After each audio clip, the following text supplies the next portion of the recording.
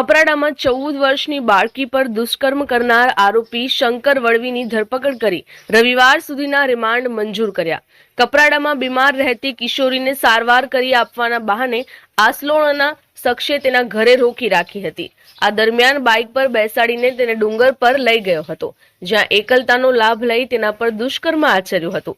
આ સમગ્ર મામલે ફરિયાદ નોંધાતા પોલીસે આરોપીને ઝડપી લીધો હતો, જેના રવિવાર સુધીના રિમાન્ડ મંજૂર કરવામાં આવ્યા છે. આરોપી શંકર 3 દિવસ સુધી પરિવાર બાળકી સાથે ત્યાં રોકાયો હતો. ત્યારબાદ આરોપીએ પરિવારને જણાવ્યું કે બાળકી સારી થવામાં સમય લાગશે, તમે ઘરે જાઓ, સારી થયા બાદ હું મૂકી જઈશ. પરિવાર ઘરે પરત ફર્યા બાદ આરોપીએ બાળકીને મોટરસાયકલ પર બેસાડી ગામની સીમના ડુંગર પર લઈ જઈ દુષ્કર્મ આચર્યું હતું. આગલા દિવસે બાળકી દ્વારા આ બનાવની જાણ થતા પરિવારજનોએ તરત જ 181 અભયમ મહિલા હેલ્પલાઇનનો સંપર્ક કરી અભયમની ટીમની મદદ લેવામાં આવી હતી. 181 મહિલા હેલ્પલાઇન અભયમની ટીમે કપરાડા પોલીસને જાણ કરી પોલીસે બાળકીની માતાની ફરિયાદ લઈ આરોપીની ધરપકડ કરી છે. આરોપી ખ્રિસ્તી ધર્મનું પાલન કરતો હતો અને પોતાના ઘરે નાનું ચર્ચ બનાવી આજુબાજુના ગામના બીમાર લોકોને પ્રાર્થના કરાવતો હતો. સ્થાનિક લોકોએ જણાવ્યું કે છેલ્લા 8 વર્ષથી તે પ્રાર્થના દ્વારા લોકોને સારા કરતો હોવાનું કહેવાતું હતું. પોલીસે આરોપીની ધરપકડ કરી કોર્ટમાં રજૂ કર્યો હતો, જ્યાંથી તેને રવિવાર સુધીના રિમાન્ડ પર મોકલાયો છે.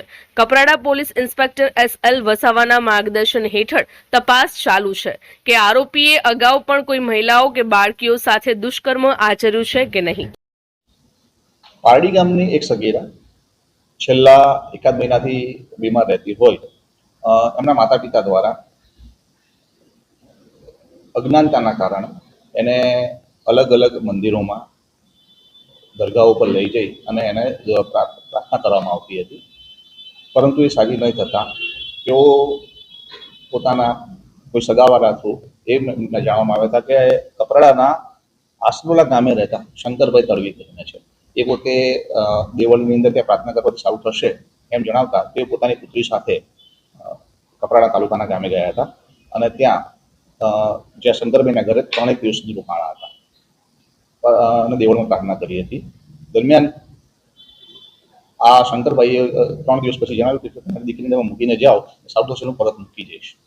અને માતા પિતા છે એના ભરોસે પોતાની દીકરીને 14 વર્ષની 4 માસની દીકરીને મૂકી અને પરત પોતાના ગામ પાડી તાલુકામાં આવી ગયા હતા. દીકરીની એકલતાનો લાભ લઈ આ શંકરભાઈના હોય તેને અલગ અલગ વિસ્તારમાં ફરવા લઈ ગયો અને ત્યારબાદ આસનોરના ડુંગર વિસ્તારમાં તેની ઉપર એને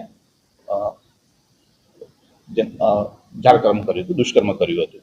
આના કારણે દીકરી છે એ પરત જ્યારે આવી અને પોતાના સગાવાલાને અને ગામમાં વાત કરી ત્યારે એમને અભયમનો કોન્ટેક્ટ કર્યો, 181 પર કોલ કરી અને અભયમની ટીમે દીકરીને પૂછપરછ કરતા અને હિંમત આપતા દીકરીની માતાએ જે આસનોલ ગામના જે છે તેમની વિરુદ્ધ શંકરભાઈ તળવી વિરુદ્ધ ફરિયાદ આપતા પોલીસે ગુનો નોંધી આગળની કાર્યવાહી શરૂ કરી છે અને તાત્કાલિક અસરથી આ શંકરભાઈ તળવીને પકડી લીધા છે.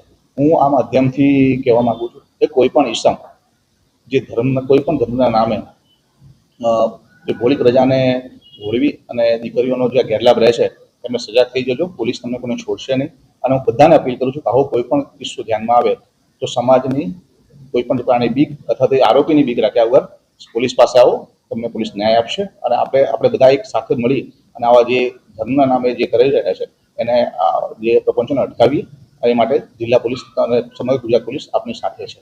અમારી લાઈવ ન્યૂઝ 24 ચેનલને સબસ્ક્રાઇબ કરો,